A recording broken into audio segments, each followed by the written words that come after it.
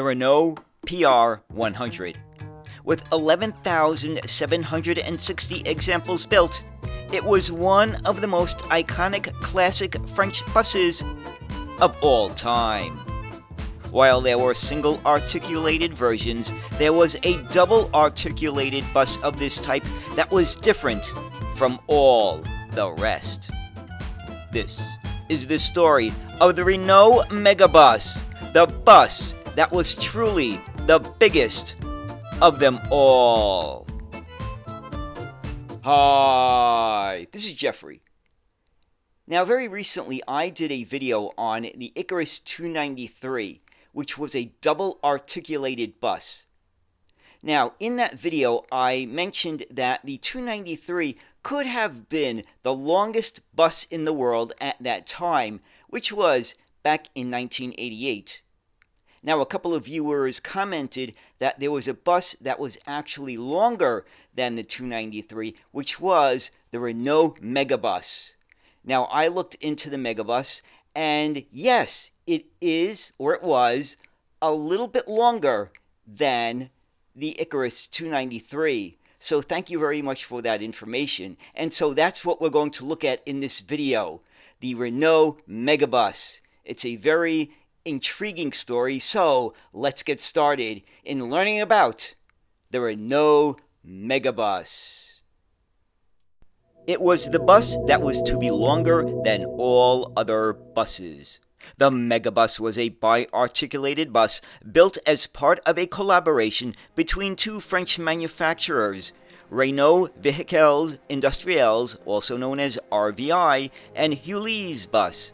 The engine is produced by Renault, as is the chassis, which is inspired by that of the PR100, a bus marketed by RVI, while the body was produced by Heuliez Bus based on that used for the GX107.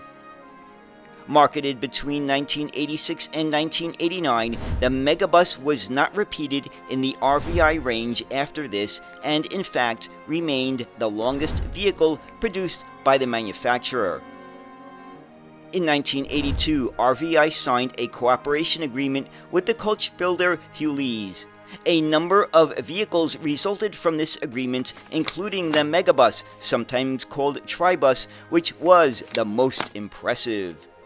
A derivative inspired by the Heuliez GX107 remained at the prototype stage and designated the GX237. It was never put into production, and only a 1-to-1 scale model was built. The actual working prototype of the Megabus was built in 1985 from two pre-existing buses, a Renault PR180, which made up the front part and the first trailer, and a Renault PR100, which made up the second trailer. The body of the prototype largely took up the elements of the PRs of which it was composed, with windows having rounded corners and doors with narrow windows. The front end, however, is completely different from the rest of the range in numerous details. The Megabus prototype was presented for the first time in October of 1985 in Rennes on the occasion of a group of transport authorities, or GART Congress. Slightly shorter than the final version, it measured 24.205 meters long by 2.5 meters wide and could carry up to 206 people, including 62 seated. A special exemption from the Mines Department allowed the Megabus to travel on public roads, as the maximum length of a vehicle allowed at that time was normally set at 24 meters. But due to its size, it was required to display flashing lights and a sign stating it's a long-length vehicle. Now, let's take a look at some of the basic specifications of what will be the production model of the Megabus. Number 1, length is 24.38 meters. Number 2, width is 2.5 meters. Number 3, height is 2.96 meters. Number 4, wheelbase is from axle A to B, 5.6 meters. From axle B to C, 7.7 meters. From axle C to D, 5.1 meters. Number 5, engine is the RVI MIPR 06.20.45A, positioned vertically in the rear. Number 6, maximum number of passengers is 62 seated and 144 standing. And finally, number 7, empty weight is 22,080 kilograms.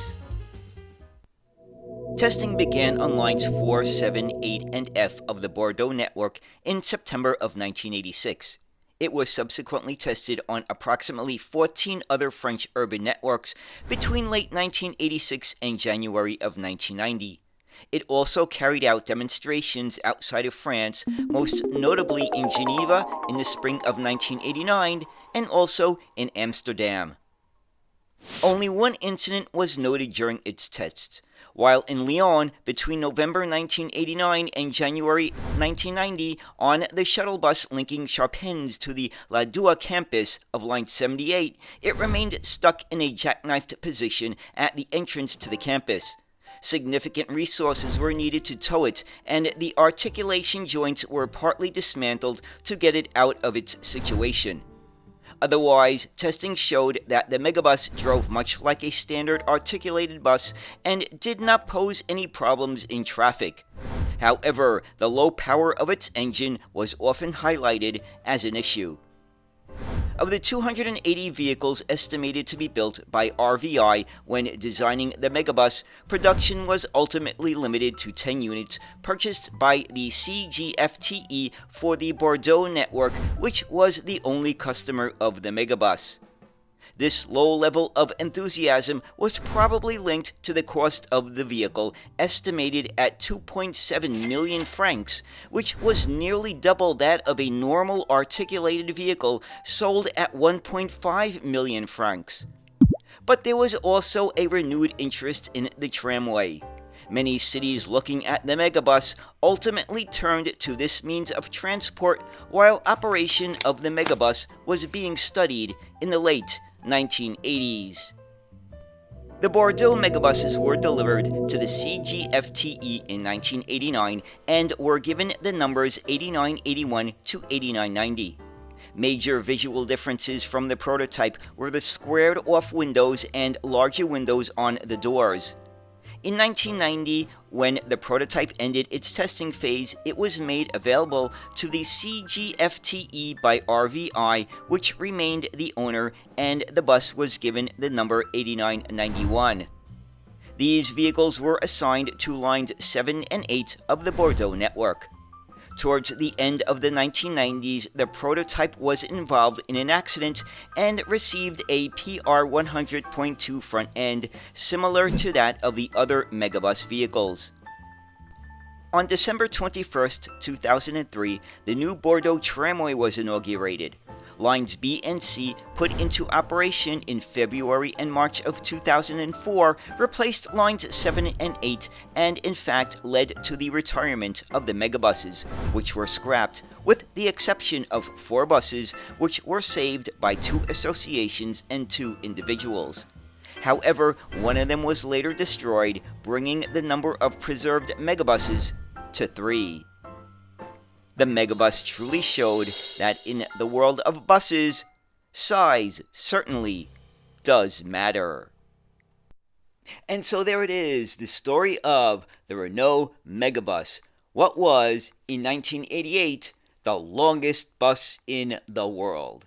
Now, if you know of a bus that was even longer than the Megabus at that time, then let me know. Now, I know that there were buses that were even longer that were built after this time period, but as for the 1980s, it looks like this was the longest bus that was in existence. So anyway, I hope you enjoyed this look at the Renault Megabus. And as always, thank you so much for watching and have a great day. Bye.